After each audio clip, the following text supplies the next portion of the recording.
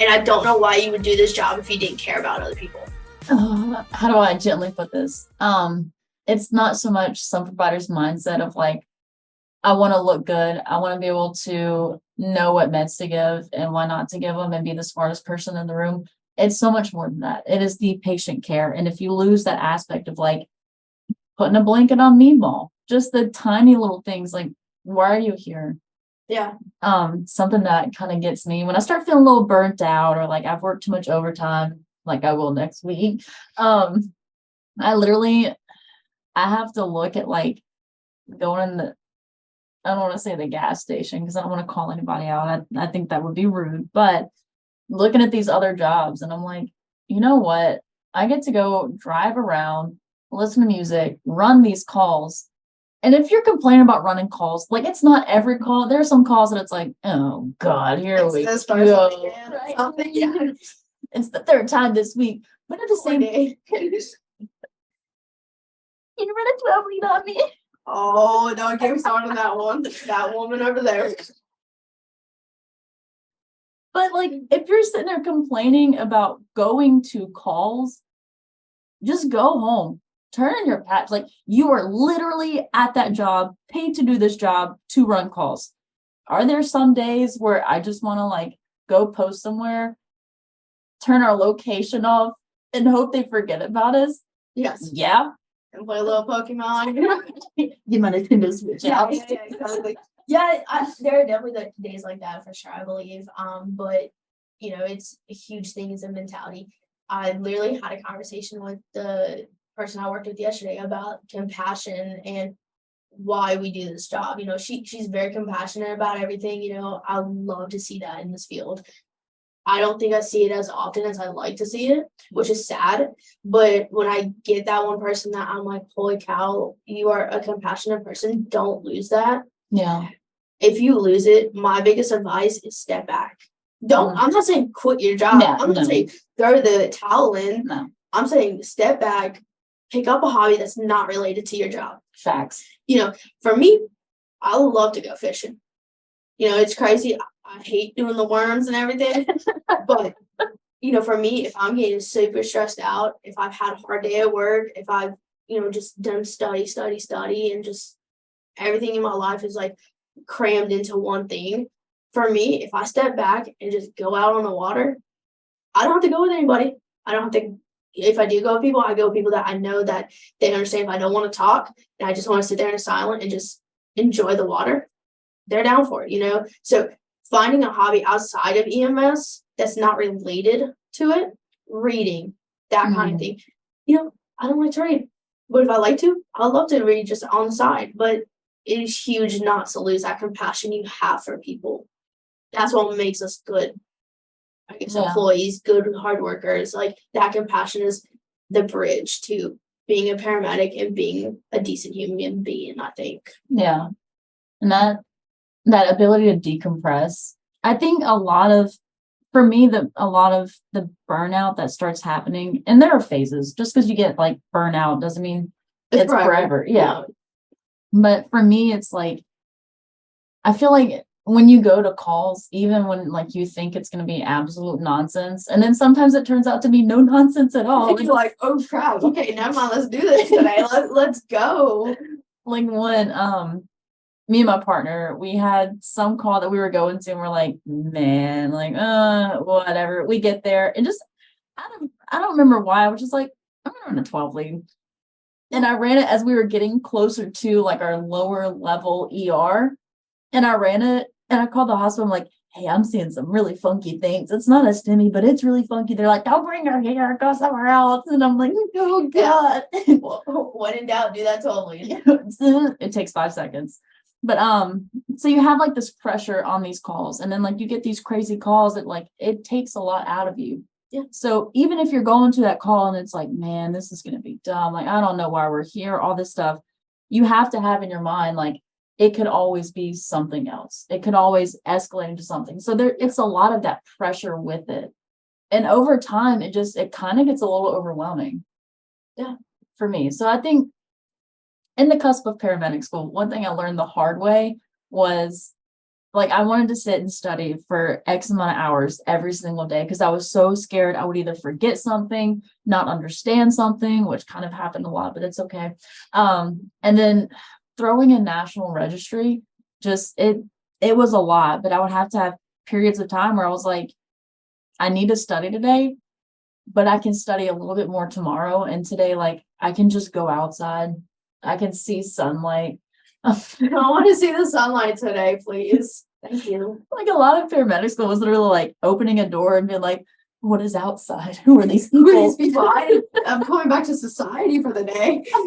Bye tomorrow. And we'll see you for like 2 weeks. So, yeah. That I think for me, I'm the total polar opposite. I'm over here like, I'll be honest, I have had those days where I'm like, all right, cool, I'm done. Like, I'm almost done. Like, I have a couple more months. Then I have registry to take, I'm like, cool, awesome, great. And then, part of me, it's like, no, like, this is huge. This is you about to put on your big boy, big girl pants and you running the truck yourself. Mhm. Like, you can rely on your EMT, but you can't. Like, you want to, but you have to remind yourself it's you now. So for me, it was like, I have to remind myself, hey, like, I got myself into this. This is what I want to do.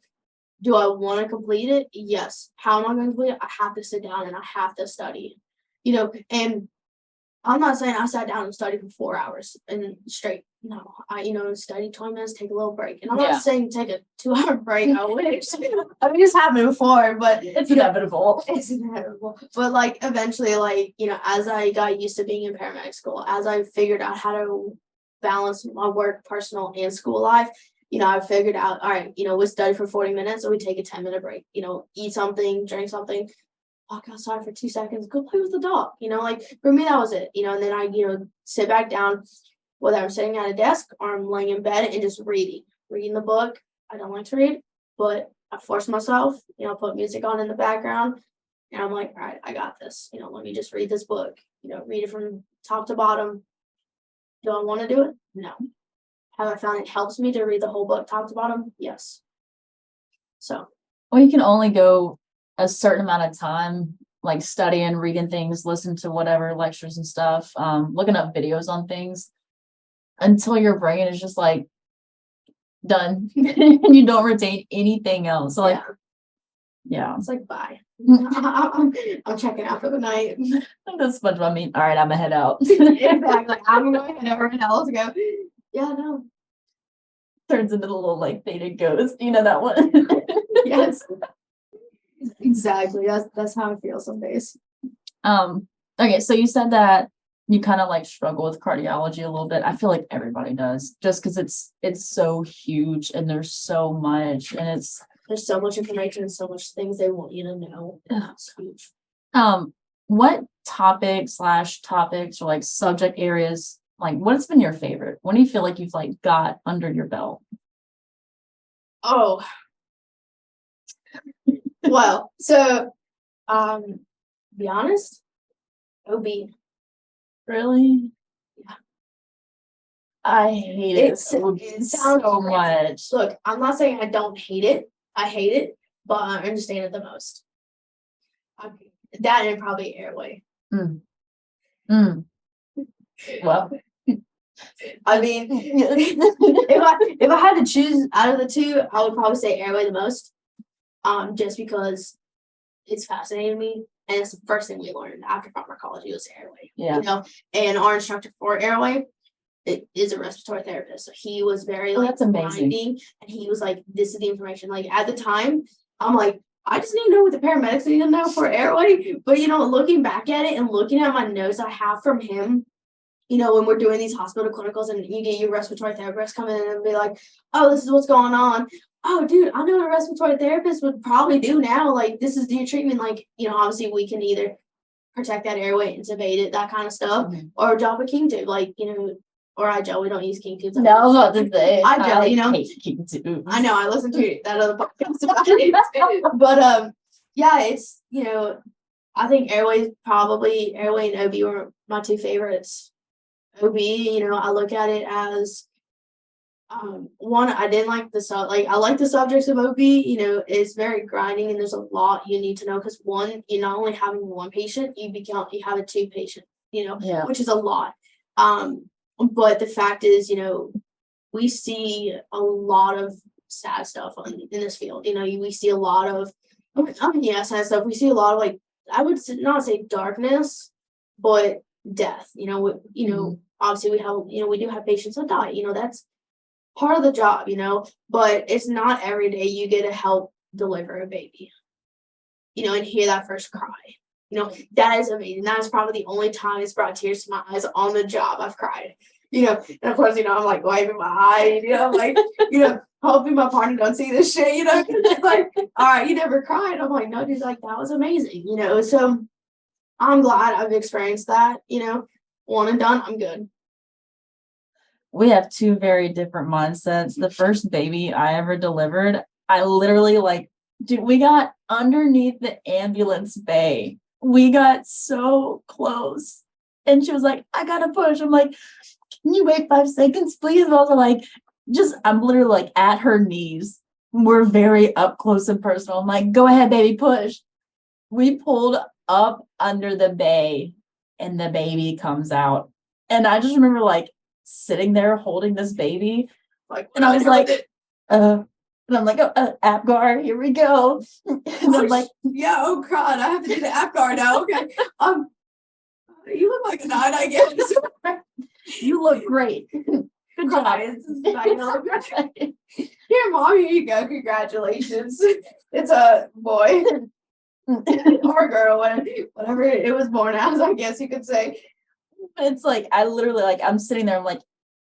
I'm kneeling in these fluids and I'm grabbing the little blanket, wrapping this child up. And then I was scared because I'm what if it's not warm enough? So I'm holding it. I look at Mom, I'm do you want to hold your baby? And I couldn't give her any pain. She was no. And I'm I don't blame you. I wouldn't either. So I'm trying to keep this baby warm, holding it. And I'm oh my God, just super fragile.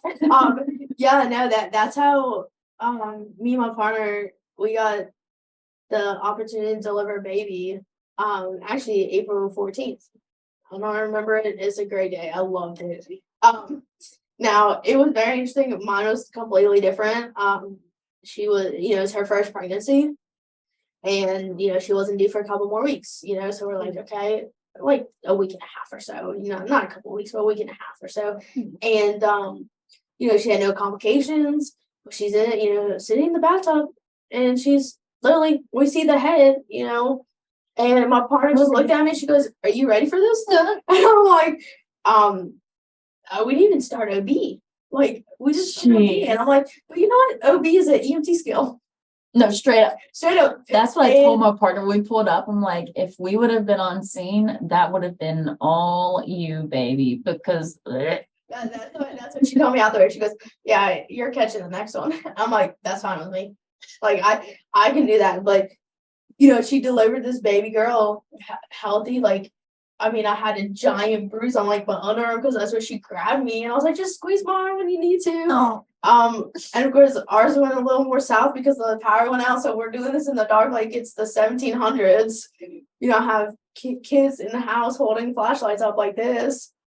And but we delivered that baby and it was a holy shit moment for me. I don't know if you allow cussing on this thing. It was a holy cow, we just, Mom, you did all the work. Right. You did everything over here. But I was holy cow, the fact that we got to see it, experience it, it really is. It's amazing. Yeah. But the fluids and what we like to call baby cheese all over my partner. She was not happy. She literally told me, you're delivering the next one. And I'm that's fine with me. I can deal with that. Don't vomit, please. I've never heard baby cheese. With our baby delivery, we had picked this girl up that morning because she was having cramps and she's I'm gonna have a baby. I forget when she said it. I was I don't know, the next week, 2 weeks, I don't know. So I'm they might keep you. I did a little check. Yeah, sure. You know, I was like, all right, we're good. I was like, we're gonna get very up close and personal. I just want to make sure. And she was a little dilated. So I'm like, they're probably gonna keep you here. Plot twist, they sent her home. We didn't know that. My partner wakes me up. It was at a system where we did 24s. She wakes me up. It's like 3:00 in the morning. So she opens the door. She's like, hey, that girl's having her baby. I'm in La La Land, waking up, and I'm like, oh, what? that's great. I didn't know you been to the hospital. We're so like, you got her number? Wow, okay. Like, this is a great day. Congrats to her. So from the door, she's like, no, it's our call. Let's go. And I like, it clicked. I'm like, oh God, here we go. And I'm like grabbing my boots, grabbing my shirt, getting to the truck. Before you get on scene and deliver this. Slapping my cheeks. I'm like, here we go, here we go. Yeah, like little chipmunks. What was that movie? Alvin and the Chipmunks? Dude, on the way. So this is during paramedic school. I was so scared of delivering a baby. And I still, honestly, after that one under my belt, I'm not going to finish that because we work in 2 days. But please no. But on the way to the ER, like the girl, she's pushed as much as she can. You know, she's not crowning or anything like that yet.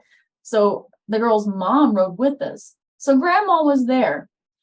I reached over because grandma's kind of freaking out and I held her hand. And so we got to the hospital with mom and baby, all this stuff. She's like, thank you so much for comforting me. That it really made a difference. And I was like, it's no problem. It's part of the job.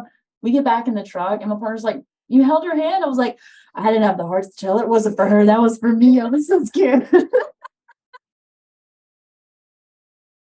I think I love it that, you know, we do that kind of thing. They think it's for them and we're like supporting them and we're like, no, like in reality, you're supporting me right now. Like I need the support. My partner's driving and she can't or he can't give me that support I need. Right. So congrats, whether you know it or not, you're my support system at this moment. So if I have to hold your hand or give you like a slight little hug, it probably is for you too, but it's for me. Like it's mostly my issues going on right now. Like there's some calls. Like when I start humming, Danny knows like it's getting bad. Absolutely. So sometimes I'll look at a patient and be like, hey, everything's looking good. This is what I'm doing. This is why I'm doing it, blah, blah, blah. But it's also so I can hear myself say like, everything's looking good. We're doing great.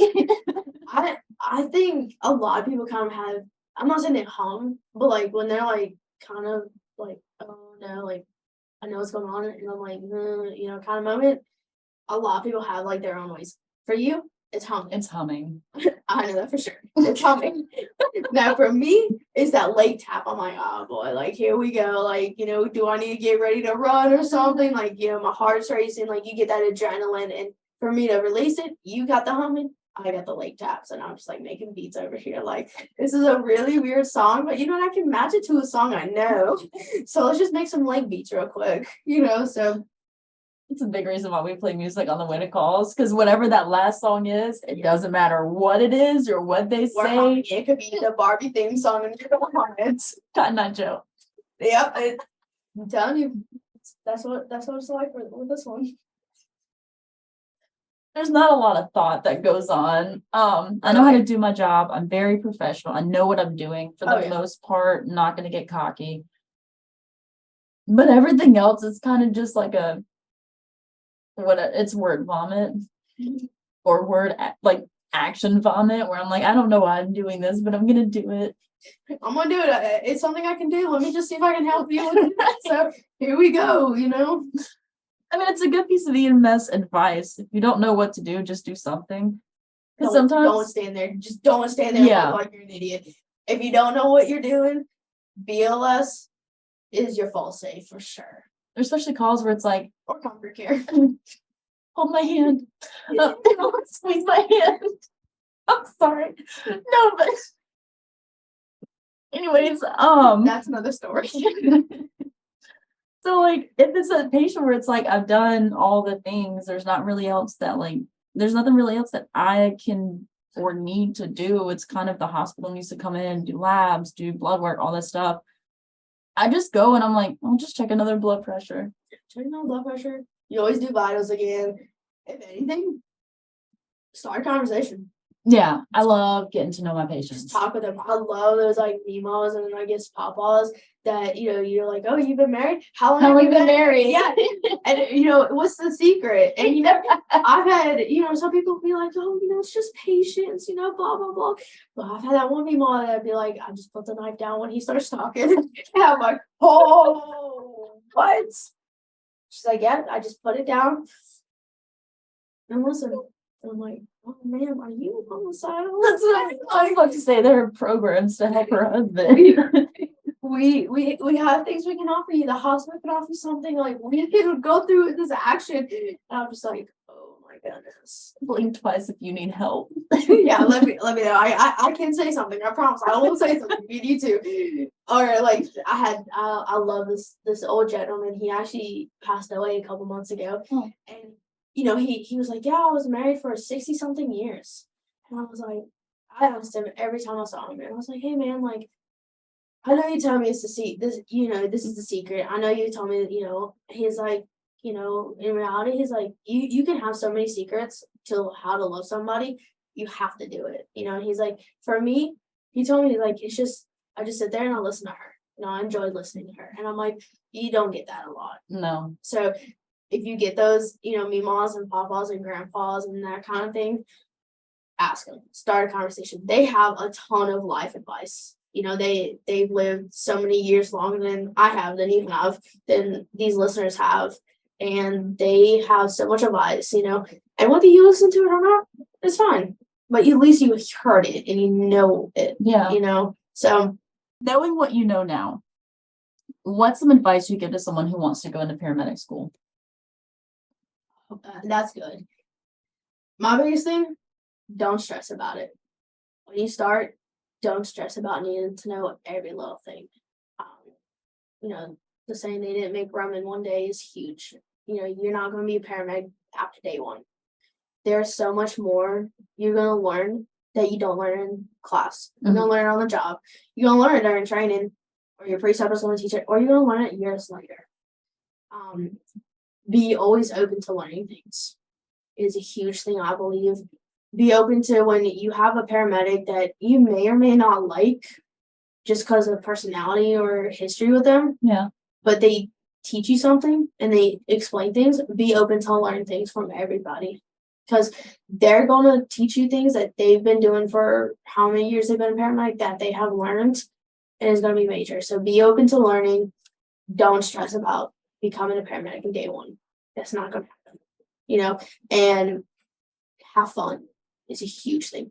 Have fun. Enjoy the people you're in class with, because those people, whether you like it or you like them or not, they're going through paramedic school too. Mm-hmm. They have personal lives, whether they work full time or not. They work. We're all in the same boat. So enjoy it. Have fun. Enjoy doing your simulations you do in your classes. They can be fun, but they can also be a real game changer when you learn. And those people that you go to class with, they're your support system. You can have your partner with you that can teach you, but is your partner coming in the same class as you? No. Those people in that class, they're coming to class whether they show up late or not. That's another story, dog. But they're coming to the same class and they're experiencing the same test you're taking. They're experiencing the same thing you're doing. They're going to be your support team. Get that study group going. Mm-hmm. Whether you study once a week with them, every other week, or at least before final exams, you may know something that they don't, and they may know something you don't, and you can exchange that information and share things. So I think that's my biggest advice to people is be open, don't stress, and have fun. No, you don't have to know everything from day one. That's what I think it was pretty early on in the paramedic school. Honestly, it might have even been half, where the certain things were clicking, other things I had to go back and study. Yeah. But I got the syllabus or whatever, and I would look farther ahead, and I'm like, oh God, I don't know that right now. Or I would be on clinicals, and it was something that we hadn't covered yet, so I didn't know. And then my preceptor, whatever you want to call him, was like, it's okay. You haven't gotten there, you'll get there. Just remember this moment, and you'll be fine. Yeah, you're in a student learning environment. This is the time to learn it. Don't worry about And ask like questions. that's a huge thing. Like, whether like our program does clinicals in the ER and ICU and that kind of thing. So that is huge. Ask questions. Like, if you don't know something and you're going through class, write them down. Like, get you a book that has all these questions, whether they're stupid or not. They're questions that you can ask to preceptors, to doctors. A lot of people that I've noticed, they're scared to talk to the doctors. They're scared to talk to the residents. They're scared, that kind of thing. They just want to sit there, get through that 12-hour shift and maybe do like 5 IVs. Like, that's not what we're here for. We're here to learn. Mhm. We're here to practice everything we can practice. Even if that's BLS skill, splinting is a BLS skill. How many medics can you tell me that know how to splint to this day?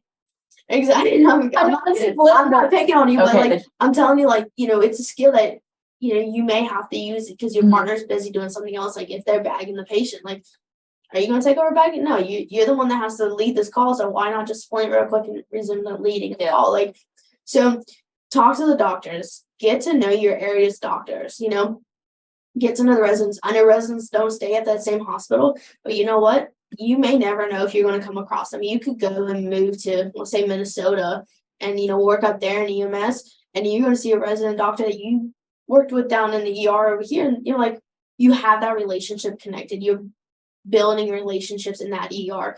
You're bringing a whole mess of a patient, and you're like, I did this, but I know they need more. Mhm. Well, that facility, when you build that relationship with them, are going to be like, okay, we understand what you're doing. Like, we understand your mindset. Give us the patient. We're not mad. We can take care of this. Good job. If they don't give you the praises, I'll give it to them. Good job to everybody that can do it. But, it's always about building a relationship. This is the time to build relationships with the classmates, with the doctors and the nurses. They get to know you. They trust your abilities, and they understand that you know what you're doing. It's huge for me. The thing you said about asking questions, I was that person that was scared to ask questions. And I had one preceptor he was phenomenal. He was like, I hate that I use this phrase all the time. He was stupid smart. Like, it was talking to him, you would never know. Yeah. The most Cajun man I think I've ever met in my life, but he was so ridiculously smart, was a flight medic, was teaching all these classes. But there was one point where I was like, hey, I got a stupid question. He was like, there are no stupid questions. And he was like, shame on you for saying that. And I'm like, no more shame. And he was like, no, like, this is the time to ask questions. Because he's like, when you get that patch, you pass those tests. He's like, who are you going to ask? And I was like, more fear. Thank you for putting that kind of fear into me again. I thought I passed that part with EMT, but never mind. No, yeah. Don't be afraid to ask questions, and especially when you get your patch, you have a support system in your company, hopefully. If not, find other medics. Find other medics, whether they work for the company you work for. If they don't, everyone here is here to support each other. Yeah. I can go ask, someone I don't work with, I may trust them, I may not, with my family member, but I'd be like, hey, what do I do for this?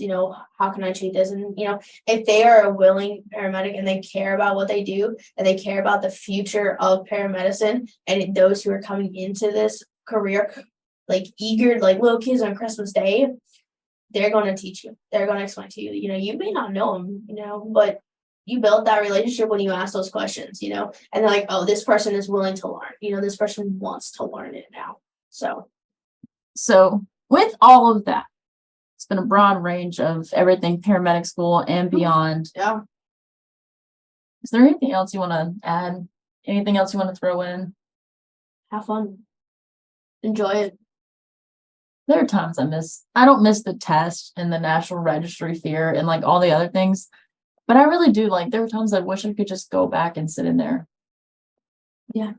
Come on. You can come to my class. Okay, come adjunct with us. No, yeah. With all that being said, have a fun time. Mm-hmm. Enjoy it. And just, you're going to look back on it and be like, holy cow, how many years ago was I in paramedic school? that was the greatest time. Like, whether you hate it now or you enjoy it now, you're gonna have those memories. You're gonna have those people you go to paramedic school with, that whether they work with you, you work with them. You have that support system no matter what. And don't be afraid to learn. It's a huge thing. Don't be afraid to continue to learn after you get your pass. Thanks. Especially if you're an EMT and you don't do well in paramedic school and you may fail out of a portion and you have to retake the entire course, that is okay. It took me 3 times to take A&P. And just keep going to it. Like, if you want that goal, strive for it. Keep going, keep learning. The times where you're not in school and you're waiting for either the next session to go, or you pass school and you're just doing your own thing at this point, don't be afraid to learn. Read articles, go back and read your books. There may be things in that book that you're like, oh, I didn't realize was in this book, so don't be afraid to learn more, have a blast. It's a fun time. I cannot wait till I get that patch. I'm scared about it, but I think everybody else is scared. My mother's scared for me. Oh no. No, I'm kidding. She is so excited. She tells me daily, she's like, I'm so proud of where you come from and where you've gone. Like, you're gonna be great. And I'm like, Mom, I'm so glad you think that. I really needed that today, or I needed that a couple of days ago. And, I think that's a huge thing is whether, for me, my family fully supports what I do. If you don't have a family that supports that, you have an EMS family that supports you. Facts. Yeah. I can tell you that probably all our higher ups and supervisors at our company was so excited when I was like, yeah, I'm going to go to paramedic school. And they're like, go for it. And I get asked by our top dog at our company, how's paramedic school going? You need anything? And I'm like, I'm gonna need a day off. A snack. I want a snack. I want a day off. That's all I really want is 1 day off, 1 week sometimes. But same. You're gonna have that, and it's fun. I have not regretted doing it now. Yeah. So one last thing I want to add. With all of this, if you're listening and you're an EMT and you don't want to go to paramedic school, that's fine. If you got through some paramedic school and it just didn't work out, honestly, there's no shame in being like, all right, well, that was cool. Done. Bye, I'm going home. Yeah. I'm going to catch a nap for once. And then there are paramedics I know that are, I would say they're better than me. We were in paramedic school together, but they're way better than me. One of them, he failed registry the first time. And then he had to take it again. And he was like, I don't know if I even want to do this. I'm not cut out for it. I'm like, bro, it's a test. Yeah, it's testing to see what knowledge you know. And you need to study for it. You need to pass. But that doesn't determine that when you get in the field, you're going to know what to do. Because like you said, I think the biggest thing for after paramedic school is to never stop learning and to do your best. And yeah. So that's all I wanted to add. I liked it. That's good. So with all of that said, if that's all you got, that's all I got. That's all I got. And how we end every episode. So with that, the 22 at the Lips podcast is designed to support, not replace, the relationship that exists between a practitioner and his or her medical director. The views and opinions expressed in this podcast are those of the host, guest, and not necessarily of Master Medics. The information provided during this podcast is intended for educational and informational purposes only. It is not a substitute for your approved protocols.